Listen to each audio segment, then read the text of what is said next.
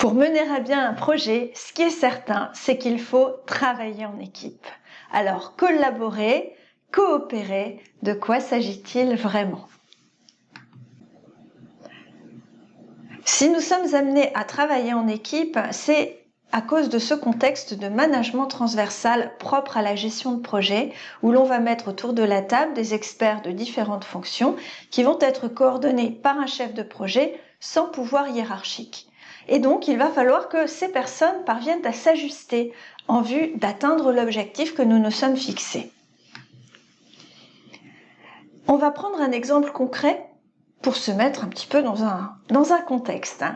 En matière de conception de site web, nous pouvons avoir une entreprise cliente, sa direction, son département marketing qui souhaite par exemple refondre son site de e-commerce. Cette entreprise cliente va lancer un appel d'offres et puis à l'issue de cet appel d'offres peut être retenue une agence web. Au sein de cette agence web, nous aurons un chef de projet qui va être d'une part en contact avec le client et puis d'autre part qui coordonnera l'ensemble de l'équipe. Mais très souvent, cette agence risque également de déléguer une partie des missions à un réseau de freelance, ce qui lui permet de la souplesse, c'est-à-dire quand elle a davantage de sites à créer, eh bien elle va déléguer une partie à des freelances qui peuvent être en France ou même situés à l'international. Vous voyez bien que dans ce contexte, la difficulté de coordination est réelle. C'est-à-dire que le client va avoir des exigences qui peuvent même évoluer dans le temps. Et puis, de leur côté, les freelances, eux, travaillent à leur compte. Et donc, finalement, bien que l'on va leur fixer des délais, des missions à accomplir, eh bien, on peut s'attendre également à quelques surprises de leur côté. Puis, il y a aussi, effectivement, l'équipe projet en interne. Alors, comment va-t-on faire ?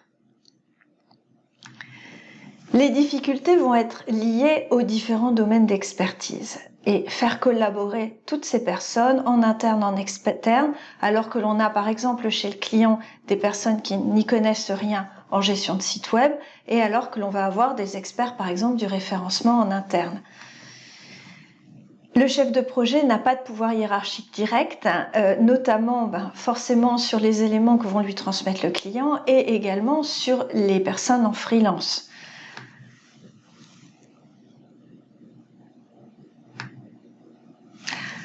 Le chef de projet n'a pas de pouvoir hiérarchique direct, notamment, on voit que c'est évident, sur les personnes présentes chez le client qui feront partie du projet puisqu'elles émettront leurs besoins, puis également sur le réseau de freelance.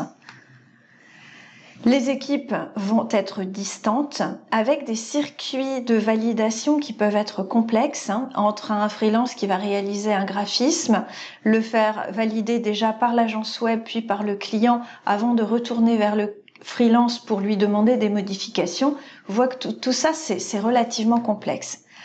Et donc il y a de nombreuses actions à coordonner et effectivement également de nombreuses personnes à coordonner.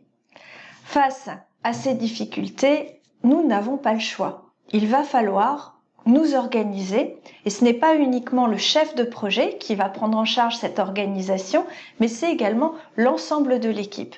Et d'autant plus en méthode agile, en méthode Scrum, où l'équipe est auto-organisée. Alors, on distingue la coopération de la collaboration. Pourquoi ? Dans notre exemple de création de site web, on voit bien que chacun va avoir à réaliser une mission en fonction de son expertise. Le rédacteur va rédiger les textes, le graphiste va faire le design du site et puis l'intégrateur va intégrer tout cela, etc. La première solution serait de se dire, eh bien c'est facile, on va découper le travail en petits morceaux et puis les gens vont se passer successivement les éléments. C'est aussi ce qui se passe souvent lorsque l'on donne des travaux de groupe, par exemple, à un groupe d'étudiants. La première chose qu'ils font, c'est dire tu feras la première partie, je ferai la seconde, etc. Qu'est-ce qui arrive à la fin ? Eh bien, c'est que ces petits morceaux, finalement, n'ont pas d'unité commune. Et on va arriver à des choses qui ne sont pas cohérentes entre elles. Et là, il va y avoir, dans le cadre d'une coopération, un rôle très très fort du chef de projet de vérification et pour s'assurer justement de cette cohérence d'ensemble. C'est donc beaucoup plus efficace de travailler en mode collaboratif. Collaborer, ça signifie que les personnes, elles sont finalement interdépendantes entre elles et elles vont travailler parallèlement, oui, mais toujours en se coordonnant et en se tenant informées, en s'auto-ajustant. Alors pour favoriser cette collaboration, voilà quelques conseils. Pour que les personnes puissent collaborer, c'est évident que c'est plus facile à 8 qu'à 20. Donc l'on va découper le projet en sous-parties, en petits lots, que l'on va confier à des plus petites équipes. Et effectivement, le chef de projet aura encore à coordonner ces lots, mais en tout cas, au sein de chaque petite équipe, on va mettre en place un travail collaboratif. Donc, on va découper le projet, le confier à des équipes plus restreintes, maximum 8. Très souvent, c'est efficace à 5. Voilà. Ensuite, il va falloir prévoir bien en amont un mode de validation des étapes. Comment est-ce que l'on va valider chacun des jalons? Pourquoi? Bien parce que le problème énorme que l'on rencontre sur ce type de projet, c'est la validation des livrables. Je vous donne un exemple, mon graphiste a terminé. Il envoie au chef de projet qui vérifie globalement que ça colle avec les besoins initialement émis. Il va ensuite l'envoyer au client pour valider les contenus. Et très souvent, là, le client n'avait pas prévu ça dans son emploi du temps. Puis vous voyez aussi que dans l'idée de validation, il y a une idée aussi de décision. Et donc, on n'est jamais bien sûr que c'est la toute dernière version, etc. D'autant quand il s'agit d'éléments assez subjectifs comme des graphismes. Et donc, il est vraiment important en amont du projet que le chef de projet définisse avec le client les méthodologies de validation, avec par exemple des délais limites, en disant si ce n'a pas été validé sous 3 jours, on considérera que c'est bon. Pour presser un peu le client à dire oui ou à dire non, mais en tout état de cause, à ne pas bloquer le processus. Parce que forcément, les personnes, elles ont besoin de pouvoir continuer.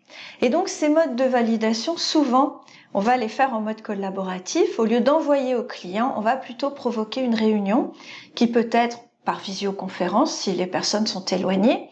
On va proposer au graphiste, au chef de projet et au marketing du client de se réunir, de visionner ensemble les graphismes et à la fin de la réunion, de définir ce qui est encore à retoucher et ce qui est validé définitivement.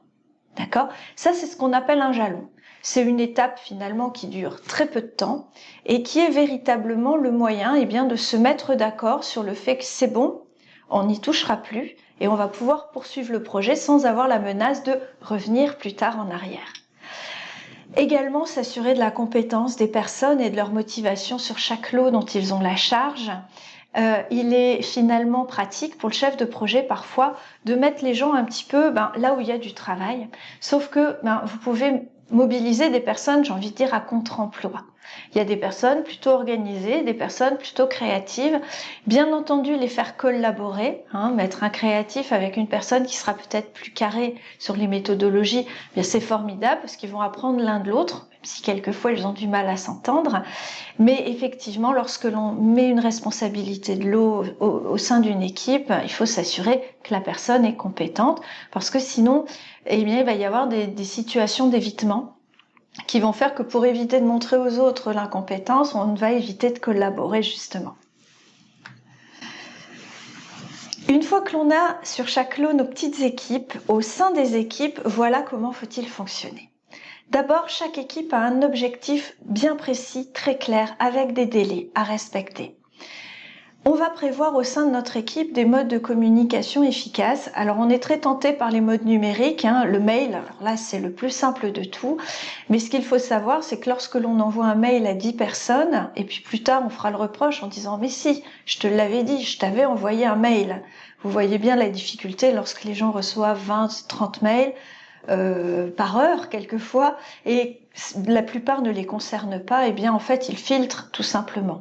Donc lorsque c'est important et que l'on veut être certain que la personne ait pris connaissance, rien ne vaut le face-à-face, entretien individuel, entretien en réunion, visioconférence, voilà, tout ça ce sont des moyens très efficaces de bien s'assurer que les personnes collaborent. On va échanger aussi autour des méthodes de travail, c'est-à-dire qu'avant de se mettre au travail, on va se dire, oh, d'accord, mais comment va-t-on travailler ensemble? Et quand on va faire cette organisation préalable, on va prévoir des temps de travail à la fois synchrones et asynchrones. Ça veut dire quoi? Des temps de travail où on va travailler en même temps.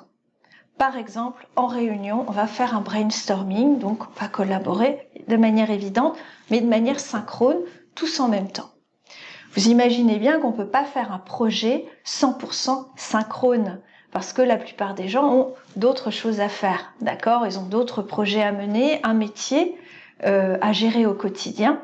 Donc il faut aussi prévoir des plages de travail dites asynchrones, c'est-à-dire où chacun va travailler de son côté. Pour que ces gens puissent travailler chacun de leur côté sur les horaires qui leur conviennent, mais poursuivre la collaboration, là aussi, les outils numériques seront utiles, par exemple les documents partagés, qui vont permettre à tout le monde finalement de travailler sur le même document.